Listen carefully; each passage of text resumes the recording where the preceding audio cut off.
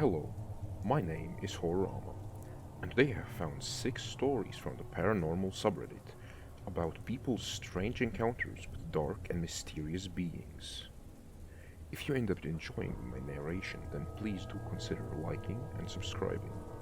But nonetheless, let's move on to the narration. I do hope you enjoy.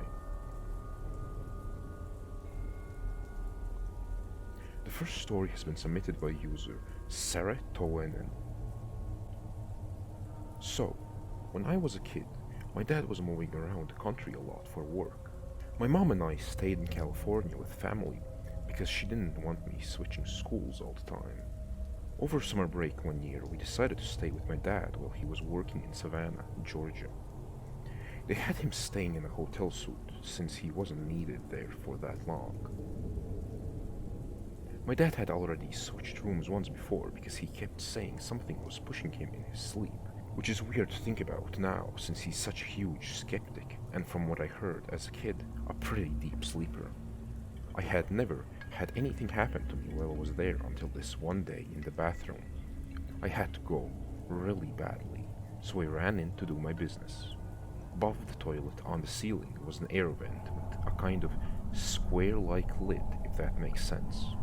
I tended to stare at it and space out whenever I was in there, but this time a weird sort of growling sound started to come from the vent that had me freaked out. I quickly finished up and was about to head outside when the air vent lid popped off, bounced off the side of the toilet, and crashed onto the floor. Hanging out of the air vent, it's actually kind of funny thinking about it now, was what I could only describe as the bottom half of Mike Wazowski from Monsters Inc. It was like a highlighted green color, the size and shape of a cantaloupe. Its skin was smooth but slimy looking. It had 2 long, thin legs with 3 toes that had freakishly long claws. The claws were literally half a foot long, no joke. Also, it did not have a tail. I screamed, and my mom came in, but by that time it had already pushed itself back up the vent, so she just taped the lid back on and hoped for the best. But I still cannot get that image out of my head all these years later. I thought it might have been a frog or something, but the long claws threw me off. Any idea what I might have seen? The second story has been submitted by user Cassie Finnerty. So, since moving into my house in the last 3 years, some interesting things have happened. I live with my mom and my 2-year-old daughter, and I thought I would share these experiences. A few years ago, I was in the bathroom, brushing my teeth. I put lip balm on and I dropped the lid. There was a black bath mat at the sink, and behind that is the bath, so there's nowhere really for it to go. It's a small space. I looked up and down that bathroom for 20 minutes and I couldn't find it. I told my mom, she came and helped me look, but nothing. It was a white lid. I thought, stuff it. I can't find it, so why even continue looking? I even said to my mom, it's like it fell into another world. I went back in hours later to grab something, and I opened the door, turned the light on, and clear as day, it was sitting smack bang in the middle of the black bath mat. It sent a shiver down my spine. It was so odd to me that there was no way I could have missed it, because I picked up the bath mat and shook it while I was looking. Last year, I lost a necklace of mine. Same thing. Looked all over the house, bathroom included, couldn't find it. Then, went into the bathroom late at night, and it was sitting on the sink bench right there, clear as day. Could not be missed right in the middle of the left side. I emptied the whole sink top off when I was looking. Everything. And wiped down the sink while I was there. I did not wipe over it, it wasn't there. Then, comes tonight, about 30 minutes ago. I was washing my 2-year-old's hair in the bath. I always get her to look up at the ceiling to rinse the shampoo out, and she says, I see the moon, which is the light she always says is the moon. But tonight, she followed that with, and the ghost. I said, what? She says, "A ghost, Mommy. It's right there." Then she told me, "You have to go," with her hand up to her mouth, and then made a clearing of the throat, quick cough sound, and then said, "Excuse me." I did the cough sound, and she laughed while looking up at the ceiling. I told her I couldn't see it, to which she said, "It's right there, Mommy, look." I said hello to the ghost, and she said, "No, don't say hello. You just say, 'Excuse me.'" I left it at that, and then a little while later she said, "Bye," randomly. I asked her who she said bye to, and she said, "The ghost." After that, when I was brushing her teeth at the sink, I just felt this weird presence. Like I wasn't spooked, and it didn't feel bad, just like someone was there with us. This year, my daughter also told me she saw Poppy helping me in the garden. He passed away before she was born, and when I was doing the gardening, I felt like he was there, but never told her that. Just a couple interesting things that have happened to me in the last 3 years. I'm pretty open to anything spiritual, but my daughter seems to be in the right element at the moment. The third story has been submitted by user NotGuilty5190. I know most won't believe me, but my ex was a magnet for paranormal events and attracted spirits. Super witchy things happened all the time with her. I truly believe that she has some kind of sixth sense or is sensitive to spirits or energy on a different plane. From the beginning of our relationship, I witnessed weird things that I couldn't explain rationally. After the first time I had an experience that I couldn't explain while I was spending the night at her apartment, she opened up to me and told me about her childhood. I was skeptical at first, but as time went on and the list of impossible to explain events began to pile up, I am now a 100% believer in not only her childhood stories, but also in the paranormal, ghosts, or spiritual energy that we cannot see. When she was a young girl, don't know the exact age, but somewhere between 8 and 12, she lived in a trailer park with her alcoholic parents. Her and I went to the same school, but it was a school in an upper-class neighborhood that was made up of almost 100% white students, aside from the handful of open enrollment students from outside of the small town that were minorities of one race or another. My ex was Hispanic, so she was immediately accepted for open enrollment. However, she had to deal with living 30 minutes outside of town and had a hard time seeing her friends. She lived in a trailer and lacked attention and parental guidance, to put it nicely. Somehow she got a hold of a Ouija board and began to play with it by herself on a consistent basis. When I first heard her account of events, I was skeptical, but after getting to know her and experiencing some crazy things alongside her, I no longer doubt her in any way. She claimed that she would regularly talk to spirits and even communicate with her dead grandfather. After telling her dad about her communication with her dead grandfather and her father's dead father, her dad gave her a few questions to ask there is no way a 9 to 10-year-old would know. Things like what was the color of his truck when her dad was a child, and a few other impossible to fake questions. To her dad's surprise, she came up with all of the correct answers. This scared her father, and he made her get rid of the Ouija board. Apparently, the damage had already been done.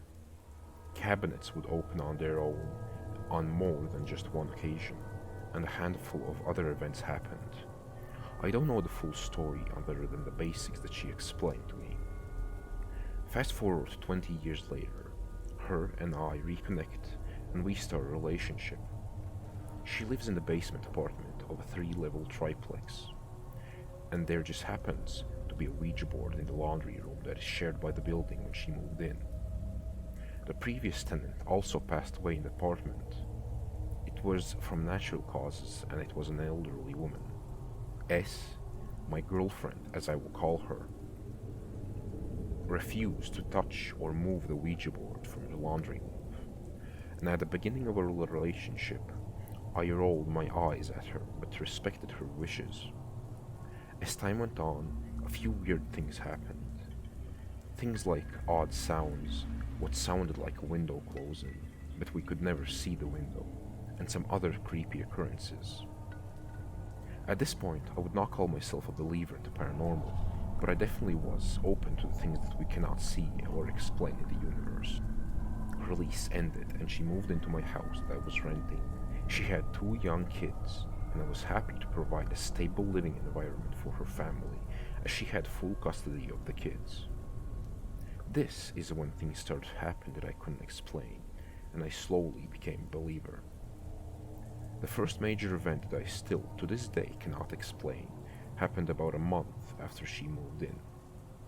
I was in the bathroom getting ready for bed at around midnight. I was washing my face and had just unburied my face from my hands when I heard a loud smash, and out of my peripheral saw the large 1.75-liter Listerine bottle smashing into the ground, followed by liquid hitting my leg and right arm. The bottle was perched on the back of the toilet and was not touched by me in any way, shape, or form.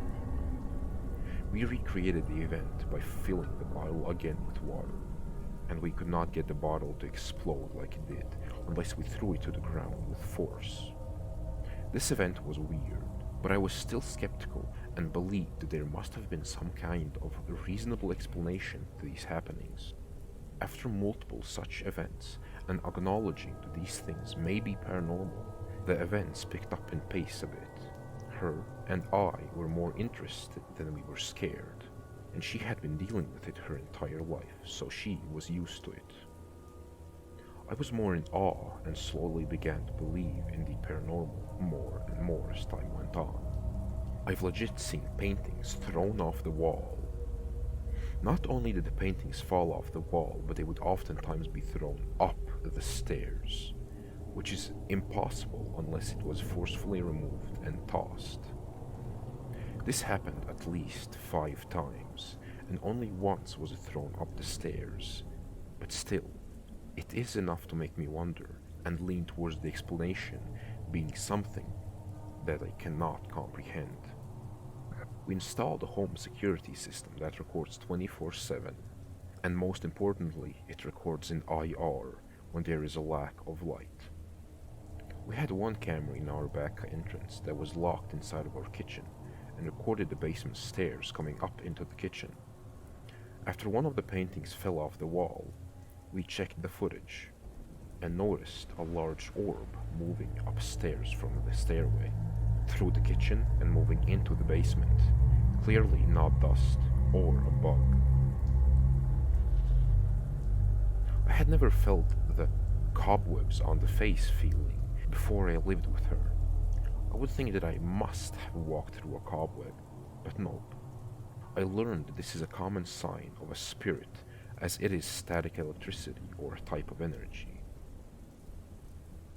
I moved into a new house after my ex-girlfriend and I broke up, and it seems like something followed me, where I moved into a house that was already occupied by spirits. I have never let it get to me, and honestly, it doesn't really scare me.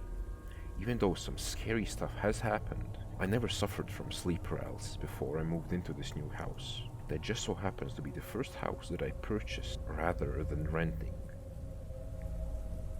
My ex and I are still good friends, and we broke up amicably. Immediately after moving in, I had a garbage can perched at the top of the stairs leading to the basement, and I was sitting in the living room with the garbage can and stairs clearly visible when the garbage can fell down the stairs on its own. I wrote it off as a mouse, as that makes more sense than a ghost.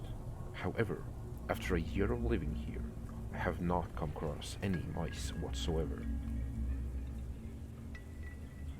My bedroom is in the basement, which is newly finished and remodeled. I have never had sleep paralysis of any kind until I started sleeping in this bedroom. I am in my mid-30s, and I think it's weird that this would start happening randomly like this.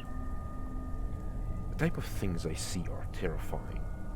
Apparitions walking through my walls, demons perching next to me in my bed and then lunging at me, things grabbing my legs and blankets. Essentially, all kinds of horrifying stuff. I tried praying one time when I had a particularly bad experience of sleep paralysis, and to my surprise, the demon scurried away as a white blob and made its way up to the stairs leading up toward my kitchen. The house was built right after World War II in 1944 and was used as housing for Air Force members and their families. I am unaware of the history of the house, but undoubtedly many families and people have lived here, and likely some have even died here as well. A few weeks ago, something that I cannot rationalize or deny happened. A friend of mine and I were hanging out and playing video games. My living room and kitchen are open and connected. I got up to get a drink from the fridge. I had cooked earlier and the smoke alarm went off, so I'm absolutely certain that the kitchen window was left wide open to air things out, alongside the microwave fan. As I'm walking into the kitchen to get a drink, the window slams with force. It caught me so off guard that I was unsure at first. My friends came into the kitchen to investigate the noise, and we were collectively in awe. We tried to recreate the noise, and the only way to do so was to slam the window, which is brand new and not loose at all. My friends are extreme skeptics, and this was the first paranormal experience they had ever had. They both talk about it regularly 6 months later. I have more stories, but this is getting way too long. If you are interested to hear the rest, do let me know. I haven't even gone halfway through the things that I have experienced, all within the last 3 years. To say the least, now I have zero doubt in the paranormal.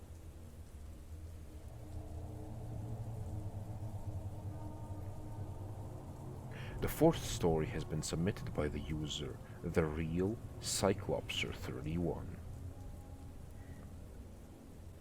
A few months ago, I went on a 2-week camping trip with 4 of my high school friends.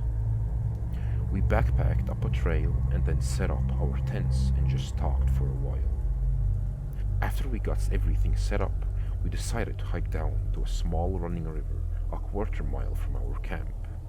While we were heading down there, we heard noises, but nothing out of the ordinary. Bushes moving and other sounds that were just chalked up to being wild animals. After we made it down the river, we took some pictures and then joked around for a couple of minutes. One of my friends pointed something out across the river. It was a large, uprooted tree, pushed up against a rocky, large mountain that had created a sort of underpass cave. Being dumb teenagers, we walked through the river and over the large tree. It wasn't anything out of the ordinary, just an uprooted tree that a wild animal probably lived in. We left, then started back on the trail to go back to our camp. We got a little turned around and then ended up on a different trail that we did not recognize. We all began to panic and all started joking about the Blair Witch Project and how we were gonna die out here. After walking on that trail for a little while, we ended up in a very weird old trash ground with a bunch of garbage and old junk, including a rusty jeep and a lot of other scrap metal. Behind some bushes was a small house. Now, we didn't look at it, but once we got to this area, we heard a weird howl. We immediately thought wolves were coming for us, so we bolted out of there. Not before taking a picture, though. We found our trail back to its campsite, and we were all on edge and very creeped out from the wolves' howls we heard. My friends all assumed it was grey wolves. The howl did not sound like a wolf howl. It was like a cry, which I also chalked up to being an injured wolf. One of my friends was ready to get the hell out of there and drive home, but I really didn't feel like it. We weren't too far from a small populated town, so we figured if we wanted to, we could go and probably find a motel to stay for the night. The rest of us were committed to staying the night, and we told him he could go if he wanted to. He had to walk back since we wanted to keep the car, and told him it wouldn't be good for us to be out here alone without any way of getting back. We decided there was nothing left to really do, since the sun was setting, so we lit a campfire and just talked for a while. About halfway through, we heard another cry/howl coming from the woods near us. It was louder this time, and longer. My friend who wanted to leave jumped up, then hauled ass back to the car. I would be lying if I said we didn't do the same. We grabbed all of our stuff except for the tents, and my other friend dumped some water over the fire to not start a forest fire. We sprinted after him, then bolted into the car. At that point, I didn't care where we stayed, so I drove off with the intention of heading straight home. We drove for about an hour, then got to a small motel. We were all too tired to drive and didn't want to risk a car accident, so we booked 2 rooms and stayed at the motel, trying to ease our anxiety. We all got to sleep pretty easily, which I found quite shocking since I have quite a hard time sleeping normally. Around 4 a.m. I wake up to go to use the bathroom. After I did, I went back over to my bed. After I had laid back down, and I tried to get back to sleep, but then I heard the howl again. My friend who was sleeping in the bed next to me shot up, then stared at me and asked if I had heard that as well. I hopped out of bed, then peeked out the window next to me. I didn't see anything, but I wasn't getting back to sleep. I didn't want to leave the room, so I called my other friends staying in the room next to us, trying to wake them up. Turns out they were already awake and also heard the howl. We really didn't care what we did at this point, so we once again grabbed our stuff and then all ran to the car.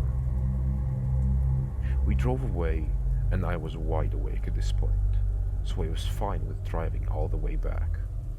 At this point, I was convinced it wasn't wolves, since there was no way they could follow us all of this way. I didn't know if driving away was a good option, or if this thing would chase us. I took a lot of detours and turns, which ended up adding an extra half hour out to the drive. We made it back home at around 6:30, and we were all still shocked about what had happened. I dropped my friends back at their houses, then drove back to my house and tried to get some sleep. We went on with our lives, and went back to school still very uneasy for the next couple of weeks. Whatever followed us must have lost us, since we haven't heard or seen anything like it since.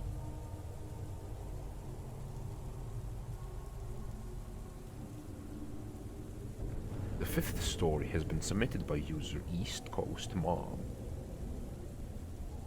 Looking for advice and maybe some additional insight as to what's happening in my home.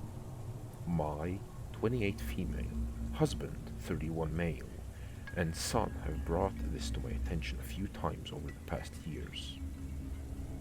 They both have had encounters where I'll be away at work or doing errands or the odd appointment, and they will hear, in my voice, something calling to them within the house.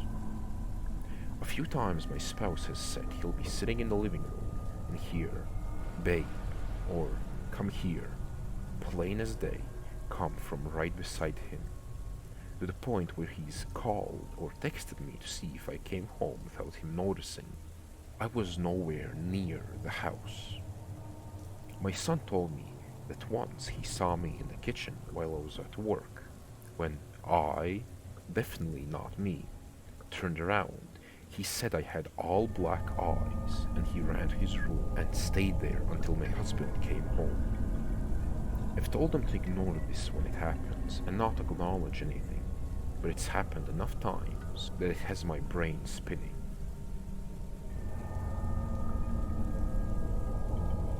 The 6th story has been submitted by user Red Knuckles.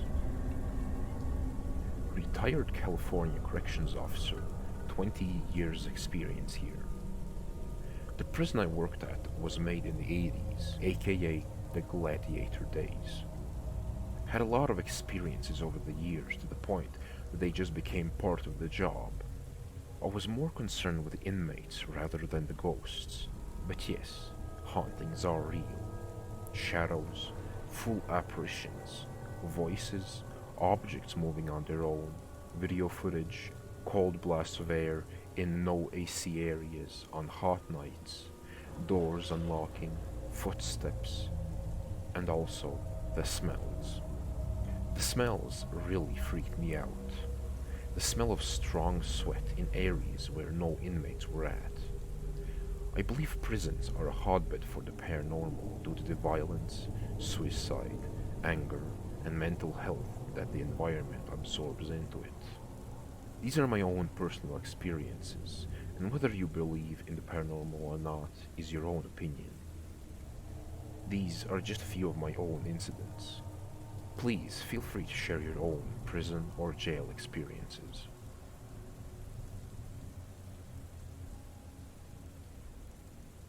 I have always felt a strange kind of fascination with paranormal creatures, such as ghosts or demons.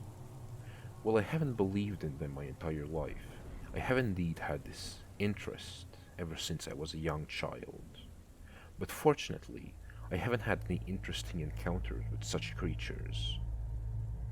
But nonetheless, I do hope you enjoyed my narration, and until next time, I wish you a joyful rest of your day.